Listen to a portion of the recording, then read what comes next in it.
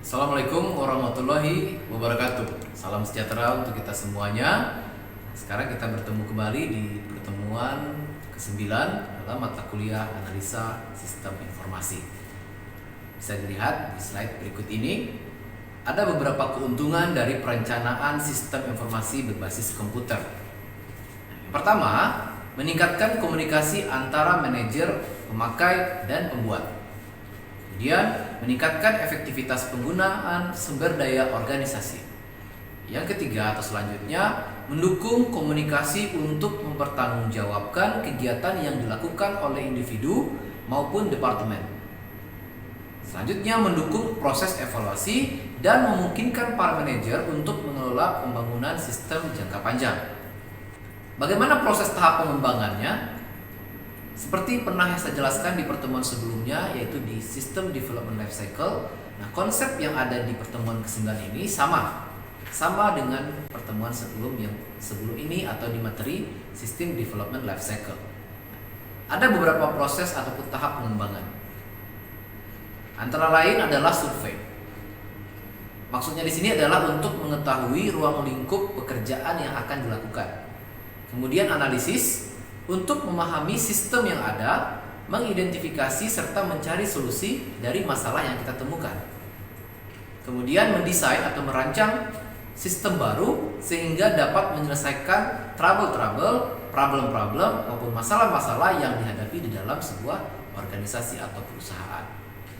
Nah, kemudian membuat atau pembuatan, yaitu merancang, membangun sebuah sistem yang baru untuk menyelesaikan permasalahan-permasalahan tersebut.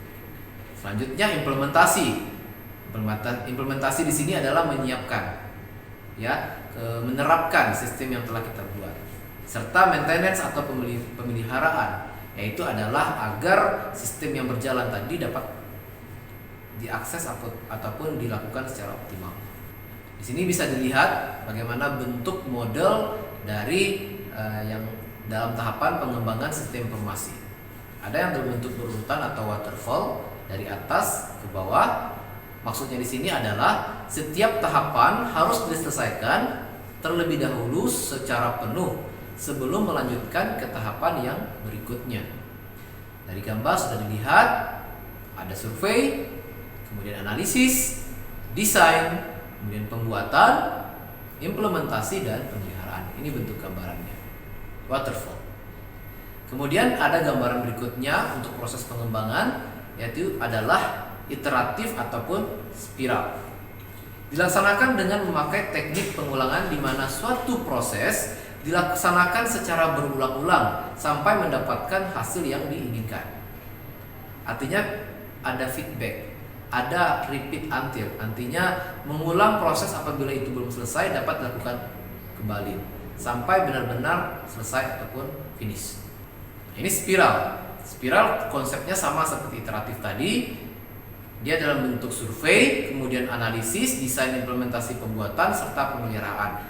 Yang bekerja secara fleksibel ataupun secara fluktuatif adalah 4 kegiatan, yaitu analisis, desain, implementasi, dan pembuatan dan implementasi. Saya ulangi, ada kegiatan yang dilakukan secara fleksibel atau fluktuatif adalah analisis, desain, pembuatan, dan implementasi.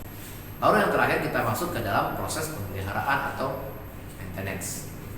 Pada tahapan evaluasi dilakukan untuk memastikan bahwa pelaksanaan sesuai dengan rencana yang telah ditetapkan baik dari segi waktu maupun biaya serta teknis yang pernah diterapkan ataupun di planning di saat awal proses pengembangan. Evaluasi yang dilakukan dilakukan oleh user adalah yaitu saat pengembangan. Apa yang dilakukan saat pengembangan? Apakah sesuai dengan rencana, jadwal, dan sebagainya. Dengan demikian, setiap penyimpanan dapat diatasi sedini mungkin. Kemudian saat penyerahan, sistem perlu ditesting penerimaan. Apakah program dapat berfungsi sebagaimana yang diinginkan, seperti waktu respon, kelengkapan informasi yang disajikan, dan lain sebagainya. Kemudian yang ketiga, saat pengoperasian. Evaluasi dapat dilakukan pada jangka waktu tertentu, misalnya setengah tahun, 1 tahun, atau sesuai dengan kebutuhan. Nah, demikianlah untuk pertemuan kita yang ke-9. Kita ketemu lagi di pertemuan yang ke-10 berikutnya. Sampai jumpa.